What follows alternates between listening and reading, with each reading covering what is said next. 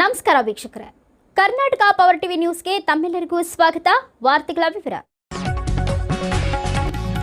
ಕರ್ನಾಟಕ ರಾಜ್ಯ ರೈತಪರ ಹೋರಾಟ ಸಂಘ ಹಸಿರು ಶಾಲು ದೀಕ್ಷೆ ಮತ್ತು ಬೆಂಗಳೂರು ಉತ್ತರ ಭಾಗದ ಪದಾಧಿಕಾರಿಗಳ ಪದಗ್ರಹಣ ಕಾರ್ಯಕ್ರಮ ಸುಮಂಗಲಿ ಸೇವಾ ಆಶ್ರಮ ಚೋಳನಾಯಕನಹಳ್ಳಿ ಬೆಂಗಳೂರಿನಲ್ಲಿ ಜರುಗಿತು. ಈ ಕಾರ್ಯಕ್ರಮವನ್ನು ಎಚ್.ಜಿ. ಸುಶೀಲಮ್ಮ ಪದ್ಮಶ್ರೀ ಪ್ರಶಸ್ತಿ ಪುರಸ್ಕೃತರು ಅವರು ಉದ್ಘಾಟಿಸಿದರು. ಈ ಕಾರ್ಯಕ್ರಮವನ್ನು ಉದ್ದೇಶಿಸಿ ಮಾತನಾಡಿದ ಅವರು, ಭೂಮಿ ಇಲ್ಲದವರಿಗೆ ಸರ್ಕಾರದಿಂದ ಭೂಮಿ ಕೊಡಿಸಿ ಮತ್ತು ರೈತರ ಬೆಳೆಗಳಿಗೆ ಸಂಘಟನೆಯ ಒಂದು ಮಾರುಕಟ್ಟೆ ತೆರೆದು ರೈತರಿಂದ ಗ್ರಾಹಕರಿಗೆ ನೇರ ಕೊಡುಕೊಳ್ಳುವಿಕೆ ಆಗುವಂತೆ ಮಾಡಬೇಕೆಂದರು. ಮತ್ತು ಆನಂದ್ ಲಿಂಗೇಶ್ವರ ಟ್ರಸ್ಟ್ನ ಅಧ್ಯಕ್ಷರಾದ ಶ್ರೀಯುತ ಮಂಜುನಾಥ್ ಅವರು ರೈತಪರ ಹೋರಾಟದಲ್ಲಿ ಸದಾ ಇರುವೆ ಎಂದು ಭರವಸೆ ನೀಡಿದ್ದಾರೆ. ಈ ಸಂದರ್ಭದಲ್ಲಿ ಶ್ರೀ ವಿರೂಪಾಕ್ಷ ದೇವರ ಮಠ ಶ್ರೀಯ ಆಶ್ರಮ ಬೈರಮಂಗಲ ಬಿಡದಿ ರಾಮನಗರ ಬೆಂಗಳೂರು ದಕ್ಷಿಣ ಸ್ವಾಮೀಜಿಯವರು ಮಾತನಾಡಿ, ಸಂಘಟನೆಗಳು ಅವಶ್ಯಕ. ರೈತರ ಕಷ್ಟ ನಷ್ಟಗಳ ಬಗ್ಗೆ ಧ್ವನಿಯಾಗಬೇಕು. ರೈತರ ಬೆಳೆಗಳಿಗೆ ಬಂಗಾರದ ಬೆಲೆ ಸಿಗುವಂತಾಗಲಿ. ಈ ಸಂಘಟನೆ ಆ ನಿಟ್ಟಿನಲ್ಲಿ ಕಾರ್ಯನಿರ್ವಹಿಸಲಿ ಎಂದರು. ರಾಜ್ಯ ಮಹಿಳಾ ಘಟಕದ ಅಧ್ಯಕ್ಷರು ಯಶೋಧ ನಾರಾಯಣ್ ಅವರು ಮಾತನಾಡಿ, ನಮ್ಮ ಸಂಘಟನೆ ಸದಾ ರೈತರ ಪರ ಕಾರ್ಯನಿರ್ವಹಿಸುತ್ತದೆ. ನಮ್ಮ ಸಂಘದ ಉದ್ದೇಶ ರೈತರ ಏಳಿಗೆಗಾಗಿ ಶ್ರಮಿಸುವುದಾಗಿದೆ.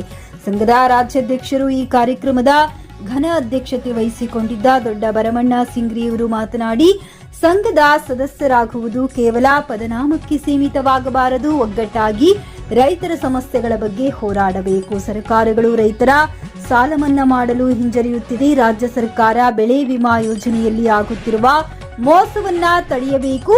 ಕೇಂದ್ರ ಸರ್ಕಾರ ರೈತ ವಿರೋಧಿ ಕಾನೂನುಗಳನ್ನ ಹಿಂಪಡೆಯಲಿ ಎಂದರು.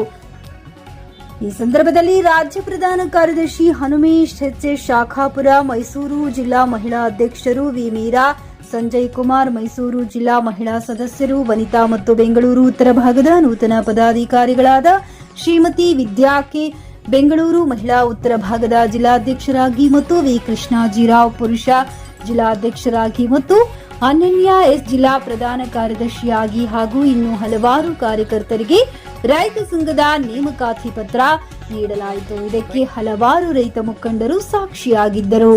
ವರದಿ ನಿಂಗಪ್ಪ ನಾಯ್ಕ.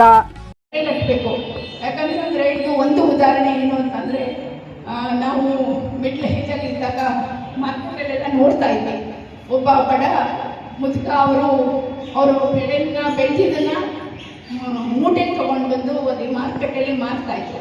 ಅವ್ರದ್ದು ಎಷ್ಟು ಸೋರೋಗ್ತಾ ಇತ್ತು ಅಂದ್ರೆ ಅವ್ರಿಗೆ ಒಂದು ಒಳ್ಳೆ ಲಾಭ ಸಿಗ್ತಾ ಇರಲಿಲ್ಲ. ಅವರು ಕನಸು ಕಟ್ಕೊಂಡಿರ್ತಾರೆ, ನನಗೆ ಒಂದು ಲಾಭ ಸಿಗುತ್ತೆ, ಇದರಿಂದ ನಾವು ಜೀವನ ಮಾಡ್ಬೋದು ಅಂತ.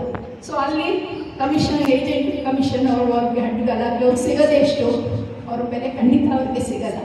ಸೊ ನಾವು ಸಮಾಜದಲ್ಲಿ ಒಂದು ರೈತರಿಗೆ ಒಂದು ನ್ಯಾಯ ಕೊಡಿಸ್ಬೇಕು ಅಂತ ಹೇಳಿ ನಾವು ಇದನ್ನ ಒಂದು ಸಂಘನ ಮಾಡ್ಕೊಂಡಿದ್ದೀವಿ. ಇದು ಯಾವ ರಾಜಕೀಯ ಪಕ್ಷನೂ ಕೂಡ ಅಲ್ಲ. ಒಂದು ನಿಮಿಷ ಇದಕ್ಕೆ ವಿರಾಮ ಆಗ್ತೀನಿ, ಒಂದೇ ನಿಮಿಷ. ಬಹಳ ಖುಷಿ ಆಯಿತು. ಸೊ ಈ ನಿಟ್ಟಿನಲ್ಲಿ ಸಮಸ್ಯೆಗಳು ತುಂಬ ಇದೆ. ಕಂಪನಿಗಳು ಬಂದು ಕಬಳಿಸ್ತಾ ಇದ್ದಾರೆ. ಅದನ್ನ ಹೇಗೆ ಸರಿಪಡಿಸ್ಬೇಕಾಗ್ತದೆ? ಒಂದು ಉದಾಹರಣೆ ಕೊಡ್ತಾ ಇದ್ದೀನಿ, ಅರ್ಧಂಬರ್ಧ ಉದಾಹರಣೆ. ನಾವು ಬಂಡೀಪುರದಲ್ಲಿ ಕಾಡು ಜನರು ಅವರನ್ನ ಒಂದು ಹಂತಕ್ಕೆ ತರಬೇಕು ಅಂತ ಹೇಳಿ ನಾವು ಅದನ್ನು ಜವಾಬ್ದಾರಿ ತಗೊಂಡು ರಾಷ್ಟ್ರಪತಿಗಳು ಅವರಿಗೆ 2.5 ಎಕರೆ ಒಬ್ಬೊಂದು ಮನೆಗೆ ಕೊಟ್ಟಿದ್ದಾರೆ. 50 ಎಕರೆ ಜಮೀನಾಗಿದೆ, ಕುಟುಂಬಕ್ಕೆಲ್ಲ ಕೊಟ್ಟಿದ್ದಾರೆ. ಬೆಂಗಳೂರು ಗ್ರಾಮದಲ್ಲಿ, ಬೆಂಗಳೂರಿನಂಥ ನಗರದಲ್ಲಿ ನಮ್ಮ ಕರ್ನಾಟಕ ರಾಜ್ಯ ರೈತ ಪರ ಹೋರಾಟ ಸಂಘದ ಒಂದು ಭಾಗವಾಗಿ ಈ ಸಂಘಟನೆಯ ಪದಾಧಿಕಾರಿಗಳನ್ನು, ಜಿಲ್ಲಾ ಪದಾಧಿಕಾರಿಗಳನ್ನು ಇಲ್ಲಿ ಪದಗ್ರಹಣ ಕಾರ್ಯಕ್ರಮ ಹಮ್ಮಿಕೊಂಡಿರೋದ್ರಿಂದ ನನಗೆ ತುಂಬ ಹೆಮ್ಮೆ ಆಗ್ತಾ ಇದೆ. ಯಾಕಂದರೆ ರೈತರು ಹಳ್ಳಿಗಷ್ಟೇ ಸೀಮಿತ. ಸಿಟಿಯಲ್ಲಿ ರೈತರು ಅಷ್ಟೊಂದು ರೈತರ ಸಂಘಟನೆಗೆ ಒತ್ತು ಕೊಡೋದಿಲ್ಲ. ಆದರೂ ಇಲ್ಲಿ ಒತ್ತು ಕೊಟ್ಟು ನಾವು ರೈತ ಸಂಘಟನೆಗೆ ರೈತರಿಗೆ ಬೆಂಬಲವಾಗಿ ನಿಲ್ತೀವಿ ಅಂತೇಳಿ ಇವತ್ತೊಂದು ಮೀರಾಬಾಯಿ ಮೇಡಮ್ ಅವರ ಒಂದು ನೇತೃತ್ವದಲ್ಲಿ ಕೃಷ್ಣೋಜಿರಾವ್ ಜಿಲ್ಲಾಧ್ಯಕ್ಷರನ್ನಾಗಿ ಇವತ್ತು ಆಯ್ಕೆ ಮಾಡ್ತಾ ಇದ್ದೀವಿ. ಅವರ ಒಂದು ಪರಿಶ್ರಮ ಇವತ್ತೊಂದು ನಮ್ಮ ರೈತ ಸಂಘಟನೆ ಉದ್ಘಾಟನೆ ಕಾರ್ಯಕ್ರಮ ಮತ್ತು ರೈತ ಸಂಘಟನೆ ಯಾಕೆ ಮಾಡ್ತಾ ಇದ್ದೀವಿ ನಾವು ಅಂತ ಅನ್ನೋದು, ರೈತರಿಗೆ ಇವತ್ತು ಬೆಳೆದಂಥ ಬೆಳೆಗೆ ಸರಿಯಾದ ಬೆಲೆ ಇಲ್ಲ. ಆ ಬೆಲೆ ಕೇಳಿದರೆ ಏನು ಹೇಳ್ತಾರ, ಬರೀ ಕಾರ್ಪೊರೇಟ್ ಕಂಪನಿಗಳು, ನಮಗೆ ಮುಕ್ತವಾದ ಒಂದು ಮಾರುಕಟ್ಟೆ ಇಲ್ಲ. ಕಾರ್ಪೊರೇಟ್ ಕಂಪನಿಗಳಿಗೆ ನಾವು ಮಾರಬೇಕು, ಅವ್ರು ಹೇಳಿದ್ದ ಬೆಲೆ ಇರುತ್ತೆ, ಅವ್ರ ಹತ್ರ ನಾವು ಕೊಂಡ್ಕೊಂಬರ್ಬೇಕು. ಈ ಪರಿಸ್ಥಿತಿ ನಮ್ಮ ನಿರ್ಮಾಣ ಆಗಿದೆ. ಇವತ್ತು ಎಲ್ಲ ಯಾವುದೇ ರಾಜಕಾರಣಿ ಬರಲಿ, ಯಾರೇ ಬರಲಿ, ರೈತನ ಹೆಸರು ಹೇಳಿ ಒಂದು ಪ್ರಮಾಣ ವಚನ ಸ್ವೀಕರಿಸ್ತಾರೆ. ರೈತ ಈ ದೇಶದ ಬೆನ್ನೆಲುಬು ಅಂತ ಹೇಳ್ತಾರ. ಆದರೆ ಬೆನ್ನಿದ್ದೆ ನಮಗೆ ಬೆನ್ನು ಮುರಿಬೇಡಿ ಕೆಲಸ ಅಂತಲೇ ಮಾಡ್ತಿದ್ದಾರೆ. ಇವತ್ತು ಒಕ್ಕಲಿಕ್ಕುವುದು ಬಿಟ್ಟರೆ ಜಗವೆಲ್ಲ ಬಿಕ್ಕುವುದಯ್ಯ ಅಂತ. ರೈತ ಒಕ್ಕಲ್ತನ ಮಾಡೋದು ಬಿಟ್ಬಿಟ್ರೆ ನಾವೆಲ್ಲ ಹಸಿವಿನಿಂದ ಸಾಯ್ಬೇಕಾಗ್ತದೆ. ಆದರೆ ರೈತ ಒಕ್ಕಲ್ತನ ಮಾಡಲೇಬೇಕವ. ಒಕ್ಕಲ್ತನ ಮಾಡಿದ್ರೆ ನಮಗೆ ಭೂಮಿ ಇಲ್ಲ, ಕರೆಕ್ಟ್. ಭೂಮಿ ಇರ್ಲಾರ್ದವ್ರು ಯಾರಾದ್ರೂ ನಮಗೆ ಅಂತ ಇಟ್ಕೊಳ್ರಿ. ಭೂಮಿ ಇರ್ಲಾರ್ದವರು, ಭೂಮಿ ಇದ್ದಂಥ ರೈತರಿಗೆ ಅವರ ಬೆಂಬಲವಾಗಿ ನಾವು ನಿಲ್ಲದೇ ನಮ್ಮದೀಗ ರೈತ ಪರ ಹೋರಾಟ. ಇದು ರೈತ ಪರ ಹೋರಾಟ ಸಂಘ ಅಂತ ಯಾಕೆ ಹೇಳ್ತಾ ಇದೀವಿ ಅಂದರೆ, ನಮ್ಮದು ಭೂಮಿ ಇಲ್ಲ, ನಾವೀಗ ಸಂಘಟನೆಗೆ ಯಾಕೆ ಸೇರಬೇಕು? ರೈತ ಅವ ಬೆಳೆದ್ರೆಲ್ಲ ನಾವು ತಿನ್ಬೇಕಾಗ, ಅವನಿಗೆ ಸರಿಯಾದ ಬೆಲೆ ಸಿಕ್ಕಿಲ್ಲ ಅಂದರೆ ಅವ್ನು 2 ವರ್ಷ ಬಿಟ್ಬಿಟ್ರೆ ನಾವು ನಮ್ಮ ಬೆಲೆ ಎಲ್ಲ ಗಗನಕ್ಕೆ ಹೋಗ್ತವೆ. ಅವಾಗ ತಿನ್ನೋದಕ್ಕೆ ನಮ್ಗೆ ಏನು ಸಿಗೋದಿಲ್ಲ. ಹಾಗಾಗಿ ರೈತರಿಗೆ ಒಂದು ನ್ಯಾಯಯುತವಾದ ಬೆಲೆ ಕೇಳಕ ಒಂದು ಸಂಘಟನೆ ಬೇಕು. ಮತ್ತು ಈ ನಂಜನಗೂಡು ತಾಲೂಕಿನಾಗೆಲ್ಲ ಆಗೈತೆ, ಕೃಷಿಗೆ ಯೋಗ್ಯವಾದಂಥ ಭೂಮಿನ ವಿಮ್ಸ್ ಆಸ್ಪತ್ರೆಗಳು ಮಾಡ್ತಾರ. ವಿಮ್ಸ್ ಆಸ್ಪತ್ರೆ ವಿರುದ್ಧ ನಮಗೆ ಹೋರಾಟ ಅಲ್ಲ ಇದು. ಕೃಷಿಗೆ ಯೋಗ್ಯವಾದಂಥ ಭೂಮಿಗಳು ನಾವು ಕೃಷಿ ಮಾಡಕ್ಕೆ ಇಟ್ಕೋಬೇಕು. ಯಾವುದಾದ್ರೂ ಕೃಷಿಗೆ ಯೋಗ್ಯ ಅದು ಮರಳು ಭೂಮಿ ಇರ್ತದೆ, ಅಂತಲ್ಲಿ ಕಟ್ಟಲಿ ಪರವಾಗಿಲ್ಲ. ಹಾಗಾಗಿ ಇವತ್ತು ನಮ್ಮ ಒಂದು ಕೊಪ್ಪಳ ಭಾಗದಲ್ಲಿ ಏನಾಗಿದೆ ಅಂದರೆ, ಬಲ್ಡೋಟ ಕಂಪನಿ ಅಂತ ಬಂದು ಸುಮಾರು 1000 ಎಕರೆಗಳು ಇವತ್ತು ಧೂಳು ಮುಕ್ತವಾಗಿ ಇವತ್ತು ಬೆಳೆದಂಥ ಬೆಳೆನೇ ಅದು ಬರ್ತಾನೆ ಇಲ್ಲ. ಇವತ್ತು ಈ ಒಂದು ಸರ್ಕಾರಗಳು ಏನಾಗಿಬಿಟ್ಟವು ಅಂದ್ರೆ, ಬರೀ ಬಂಡವಾಳ ಶಾಹಿಗಳು ಒಂದು ಅಧೀನದೊಳಗೆ ನಿಂತ್ಬಿಟ್ಟವು ಸರ್. ಹಾಗಾಗಿ ನಾವು ನಮ್ಮ ಸಂಘಟನೆಯನ್ನು ಬಲಪಡಿಸಿಕೊಂಡು ಈ ರೈತರಿಗೆ ಯಾವತ್ತು ರೈತರಿಗೆ ಅನ್ಯಾಯವಾಗ್ತದೆ ಅವತ್ತು ನಿಂತ್ಕೊಂಡು ಹೋರಾಟ ಮಾಡೋದಕ್ಕೆ ನಮ್ಮ ಸಂಘಟನೆ.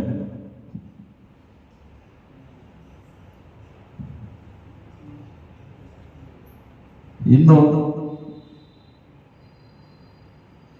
ಮುಂದಿನ ನಮ್ಮ ಪ್ರಧಾನ ಕಾರ್ಯದರ್ಶಿ ಆದಂಥವರು ಇನ್ನು ಮಾತಾಡೋರಿದ್ದಾರೆ. ಈಗ ಸುಶೀಲಮ್ಮರು ಮಾತಾಡ್ತಾ ಇದ್ದಾರೆ. ಅವರು ರೂಪರೇಷೆಗಳು ಏನು ಕೇಳಿದ್ರು ಅಷ್ಟೇ ಮಾತಾಡೋಕ್ಕೆ ಸೀಮಿತ ಆದ್ವಿ ನಾವು. ಇನ್ನೂ ಮಾತಾಡೋಣ ಮುಂದೊಂದು ದಿನ. ಈ ಒಂದು ಮಾತಾಡೋಕ್ಕೆ ಅವಕಾಶ ಕೊಟ್ಟಂತ ನಮ್ಮ ಎಲ್ಲ ರೈತ ಬಾಂಧವರಿಗೆ ನಮಸ್ಕಾರ ತಿಳಿಸುತ್ತಾ ನನ್ನ 2 ಮಾತುಗಳು ಮುಗಿಸ್ತಾ ಇದ್ದೀನಿ. ಜೈ ಜವಾನ್ ಜೈ ಕಿಸಾನ್. ಒಂದು ವಿಷಯ. ಎರಡನೇದೇನಪ್ಪ ಅಂದರೆ, ಅಲ್ಲಿ ರೈತರಿಗೆ ಭಾಳ ಮೋಸ ಆಗ್ತಿತ್ತು ಕೃಷಿ ಮಾರುಕಟ್ಟೆಯಲ್ಲಿ. ಯಾವ ಥರ ಅಂದ್ರೆ, ದಲ್ಲಾಳಿಗಳು ಅವರ ಒಂದು ಏನು ಹೆಚ್ಚಿನ ದರವನ್ನು ವಿಧಿಸಿ, ಹೆಚ್ಚಿನ ದರ ಅಂತಪ್ಪ ಅಂದರೆ, ಈಗ ಅಲ್ಲಿ ಅಮಾಲಿ ದಲಾಲಿ ಅಂತ ಮುರ್ಕೊಳ್ತಿರ್ತಾರೆ. ಅಮಾಲಿ ದಲಾಲಿ ಅಂತಪ್ಪ ಅಂದ್ರೆ ಅದು ಕೇವಲ ಒಂದು 3 ರೂಪಾಯಿ ಮಾತ್ರ ಇರ್ತದೆ. ಬಟ್ ಅಲ್ಲಿ ಏನು ಮಾಡ್ತಿದ್ರು ಅಂದರೆ 10 ರೂಪಾಯಿ ದಲಾಲಿ ಮುಟ್ತಿದ್ರು 1 ಕ್ವಿಂಟಾಲ್ ಕಾಳಿಗೆ. ಆ ಒಂದು ಅಶಿಸ್ತಿನ ಅವರ ಒಂದು ನಡೆಯನ್ನು ನಾವು ಅದನ್ನು ಕಂಟ್ರೋಲ್ ಮಾಡಿದ್ದೇವೆ. ಇನ್ನೊಂದು, ಇಲ್ಲಿ ಬೆಳಗಾವಿಯಲ್ಲಿ ನಮ್ಮ ಒಂದು ಸಂಘಟನೆ ಸ್ಥಾಪನೆ ಆಗಿದ್ದು ಕೆಲವೇ ದಿನಗಳಾದರೂ ಕೂಡ ಮಾರ್ಕಂಡೇಯ ನದಿ ಅಂತಕ್ಕಂಥ ಒಂದು ನದಿಯನ್ನು ಸಂಪೂರ್ಣ ಅಲ್ಲಿ ಏನು ನಗರ ಪ್ರದೇಶದವರು ಅದಕ್ಕೆಲ್ಲ ಕೊಳಚೆ ನೀರು ಬಿಡ್ತಕ್ಕಂಥದ್ದು, ಅಲ್ಲಿಂದ ದೇವಸ್ಥಾನಗಳಿಗೆ ಹೋಗೋರೆಲ್ಲ ಅದರಲ್ಲಿ ಫೋಟೋ ಹಾಕೋದು, ಹಾರವಾಗೋದು, ಭಾಳ ಅಸ್ತವ್ಯಸ್ತ ಆಗಿರ್ತದೆ. ಕುಡಿಯೋ ನೀರು ಕೂಡ ಅದನ್ನೇ ಅವಲಂಬಿಸಿರ್ತಕ್ಕಂಥ ನಗರ ಪ್ರದೇಶ, ಅಲ್ಲಿಂದ ಗ್ರಾಮೀಣ ಪ್ರದೇಶಗಳು. ಮತ್ತು ರೈತರು ಕೂಡ ಅದೇ ನೀರನ್ನು ಬಳಸಿ ಬೆಳೆಗಳನ್ನು ಬೆಳಿಬೇಕಾಗಿತ್ತು. ಇಂಥ ಸಂದರ್ಭದಲ್ಲಿ ಅದು ಯಾವುದಕ್ಕೂ ಉಪಯೋಗ ಬರಲಾರ್ದಂತಂಗಾಗಿತ್ತು. ನಮ್ಮ ಬೆಳಗಾವಿ ಜಿಲ್ಲಾ ಅಧ್ಯಕ್ಷರು ಕೃಷ್ಣ ಹಿತ್ತಲಮನಿ ಅಂತಂದೇಳಿ ಸತತ ವಾರಕ್ಕೊಂದು ಸಾರಿ, ಅಲ್ಲಿಂದ 4-5 ದಿವಸಕ್ಕೊಂದು ಸಾರಿ DC ಅವರಿಗೆ ಅಲ್ಲಿ ಸ್ಥಳೀಯ ಅಧಿಕಾರಿಗಳಿಗೆ ಮನವಿ ಮಾಡಿಕೊಳ್ಳೋದು, ಜೊತೆಗೆ ಸ್ವತಃ ಈ ಭ್ರಷ್ಟ ಅಧಿಕಾರಿಗಳಿಗೆ ಕಂಗೆಟ್ಟು ನಿಂತ್ಕೊಂಡು ಏನು ಮಾಡಿಬಿಟ್ರೆ ಅಂದ್ರೆ ಸ್ವತಃ ಅವರೇ ಒಂದು ಗ್ರೂಪ್ ಕಟ್ಕೊಂಡು ಅದನ್ನ ಸ್ವಚ್ಛತೆ ಮಾಡಕ್ಕೆ ನಿಂತ್ಕೊಂಡ್ಬಿಟ್ರು. ನಮ್ಮ ಸಂಘಟನೆ ವತಿಯಿಂದ ಅವರೇ ಸ್ವಚ್ಛ ಸರಿ ಸುಮಾರು ಅರ್ಧಕ್ಕರ್ಧ ಅವರೇ ಸ್ವಚ್ಛ ಮಾಡಿಬಿಟ್ರು ಅದನ್ನ ನದಿನ. ಇಷ್ಟಾದ ನಂತರ ಆಕ್ರೋಶಗೊಂಡಿರ್ತಕ್ಕಂಥ ನಮ್ಮ ಸಂಘಟನಾ ಸದಸ್ಯರು ಏನು ಮಾಡಿದ್ರು ಅಂದ್ರೆ, ಸ್ಥಳೀಯವಾಗಿ ಉಪಯೋಗ ಇರ್ತಕ್ಕಂಥ ನದಿಯನ್ನ ನೀವು ಇಷ್ಟೊಂದು ನೆಗ್ಲೆಕ್ಟ್ ಮಾಡಿದ್ರೆ ಅಂದ್ರೆ ನಾವು ಇದನ್ನ ಅಷ್ಟು ಸರಳವಾಗಿ ಬಿಡಲ್ಲ, ರಾಜ್ಯ ಮಟ್ಟದಲ್ಲಿ ಇದನ್ನ ಇಶ್ಯೂ ಮಾಡ್ತೀವಿ ಜೋಕಿ ಅಂತ ಹೇಳ್ತಕ್ಕಂಥ ಒಂದು ಮಾತನ್ನ ಹೇಳಿದ್ರು. ಈ ಒಂದು ಮಾತಿಗೆ ಆ ಕಂಗೆಟ್ಟ ಅಧಿಕಾರಿಗಳು ಆ ಒಂದು ನದಿಯನ್ನು ಸಂಪೂರ್ಣವಾಗಿ ಪರಿಶೀಲನೆ ಮಾಡಿ ಎಲ್ಲೆಲ್ಲಿ ಏನೇನು ತೊಂದರೆ ಆಗತೈತಿ, ನದಿಗೆ ಯಾವ ರೀತಿ ಕಲುಷಿತ ಹೋಗತೈತಿ, ಅಲ್ಲಿಂದ ನಾವು ಸ್ವಚ್ಛತೆ ಮಾಡೋದು ಕ್ರಮಗಳು ಏನು ಮಾಡ್ಬೋದು, ಇಂಥ ಒಂದು ಕ್ರಮಗಳನ್ನು ಒಂದು ನಮ್ಮ ಸಂಘಟನೆಯ ಪದಾಧಿಕಾರಿಗಳ ಒಂದು ಆಕ್ರೋಶದ ನುಡಿಗಳಿಂದ ಪ್ರಭಾವಿತರಾಗಿ ಆ ಕೆಲಸ ಮಾಡಕತ್ರಿ. ಶುಚಿಗೊಳಿಸ್ತಕ್ಕಂಥ ಒಂದು, ಅಲ್ಲಿಂದ ಅದಕ್ಕೆ ನಗರದ ಕಲುಷಿತ ನೀರನ್ನಾಗಲಿ ಅಥವಾ ಒಂದು ವಸ್ತುಗಳನ್ನು ಹಾಕೋದನ್ನು ನಿಲ್ಲಿಸ್ಯಾರಲ್ಲಿ. ಈ 2 ತಿಂಗಳಲ್ಲಿ ಇಷ್ಟು ಕೆಲಸ ಅಂತೂ ಮಾಡಿದ್ದೀವಿ. ಈ ಸಂಘಟನೆ ಮುಂದುವರೆದು ಇನ್ನೂ ಪ್ರಭಾವಶಾಲಿಯಾಗಿ ಸದಸ್ಯರು ಕೂಡ ಇದಕ್ಕೆ ಇನ್ನಷ್ಟು ಬೆಂಬಲ ಕೊಟ್ಟು ಅವರ ಒಂದು ಮೌಲ್ಯಯುತವಾದ ಸಮಯವನ್ನು ಈ ಸಂಘಟನೆಗೆ ಮತ್ತು ನಮ್ಮ ಜೊತೆಗೂಡಿ ನಾವು ಬರ್ತೀವಿ, ಪ್ರತಿ ಸಮಯ ಕೂಡ ನಿಮ್ಮ ಜೊತೆಗೆ ಇರ್ತೀವಿ ಅನ್ನೋದಾದರೆ ನಾವು ಯಾವ ಥರದ ಬದಲಾವಣೆಗೂ ಸಿದ್ಧ. ನಾವು ರೈತರಿಗೆ ನ್ಯಾಯ ಕೊಡಿಸೋದ್ರಲ್ಲಿ ಯಾವ ಥರದ ಒಂದು ಪ್ರಾಬ್ಲಮ್ಸ್ ಬಂದರೂ ಕೂಡ ಅದನ್ನು ನಾವು ನಿಭಾಯಿಸೋಕ್ಕೆ ರೆಡಿ ಇದ್ದೀವಿ ನಾವು. ಅಲ್ಲಿಂದ ಇನ್ನೊಂದು ಹೇಳ್ತೀನಿ ರೀ ಮೇಡಮ್ ಅವ್ರು, ನಾವು ನಿಮಗೆ ಈ ಸಂಘಟನೆಗಳು ಇತ್ತೀಚಿನ ದಿನಮಾನಗಳಲ್ಲಿ ಹೆಂಗಾಗ್ಬಿಟ್ಟವು ಅಂದ್ರೆ, ಏನೋ ಒಂದು ಶಾಲೆ ಹಾಕೊಂಡ್ಬಿಟ್ಟು ರೈತನ ಹೆಸರು ಹೇಳ್ಕೊಂಡು ಅಧಿಕಾರಿಗಳಿಗೆ ಎದುರಿಸೋದು, ರೈತನ ಹೆಸರು ಹೇಳ್ಕೊಂಡು ಎದುರಿಸೋದು, ಅಲ್ಲಿ ರೈತನ ಒಂದು ಏನೋ ಒಂದು ಕಷ್ಟ ಹಿಡ್ಕೊಂಡು ಹೋಗೋದು ಅಧಿಕಾರಿ ಮುಂದೆ, ನೋಡು ಮತ್ತು ಇದನ್ನ ತಂದನೀಗ ಮತ್ತು ಅವ್ನ ಬಾಯಿ ಮುಚ್ಚಿಸ್ಬೇಕಾದ್ರೆ ಮತ್ತು ನಾನು ಏನಾರು ಮಾಡಬೇಕಾಗುತ್ತೆ ನಾನು.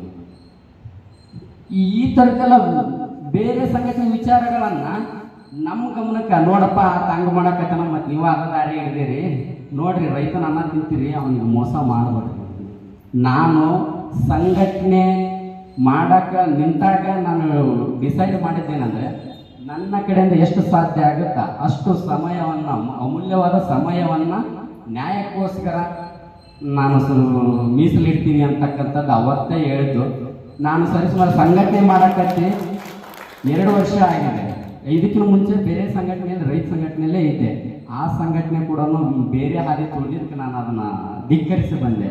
ನಾವು ಆ ದಾರಿಯವರೆಲ್ಲ ನನಗೆ ಅದು ಅವಶ್ಯಕತೆ ಇಲ್ಲ ಅಂತ ಹೇಳ್ಬಿಟ್ಟು ಈ 2 ತಿಂಗಳಲ್ಲಿ ಕೆಲವೊಂದಿಷ್ಟು ಬದಲಾವಣೆಗಳನ್ನು ಮಾಡಿದ್ದೀವಿ. ಇದು ಕೆಲವೊಂದಿಷ್ಟು ಅಂತಂದ್ರೂ ಕೂಡ ನಮಗೆ ಗರ್ವ ಇದೆ, ಇಷ್ಟೊಂದು ಬದಲಾವಣೆ ಮಾಡಿದ್ದೀವಿ ಅಂತಂದೇಳಿ. ಇನ್ನೂ ಸಮಯ ಇದೆ, ಇವತ್ತಿಗೆ ಮುಗಿಲಿಲ್ಲ, ಇನ್ನೂ ಸಮಯ ಇದೆ. ಅಮ್ಮನವರ ಆಶೀರ್ವಾದದಿಂದ, ಗುರೂಜಿಯವರ ಆಶೀರ್ವಾದದಿಂದ ನಮ್ಗೆ ಇನ್ನಷ್ಟು ಧ್ವನಿಯನ್ನು ಮತ್ತು ಬೆಂಬಲವನ್ನು ಕೊಡುವಂತಾದರೆ ನಾವು ಏನು ಬೇಕಾದರೂ ರೈತನಿಗೆ ಬದಲಾವಣೆ ಮಾಡೋಕ್ಕೆ ಸಿದ್ಧ ಇದ್ದೀವಿ.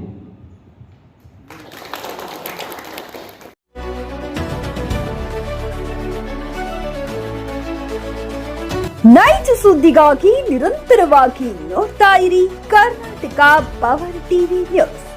ನೀವು ಇನ್ನ ನಮ್ಮ ಚಾನೆಲ್ ಸಬ್ಸ್ಕ್ರೈಬ್ ಮಾಡಿಲ್ಲ ಅಂದ್ರೆ ಕೂಡಲೇ ಸಬ್ಸ್ಕ್ರೈಬ್ ಮಾಡಿ, ಲೈಕ್ ಮಾಡಿ, ಕಮೆಂಟ್ ಮಾಡಿ ಮತ್ತು ಶೇರ್ ಮಾಡಿ.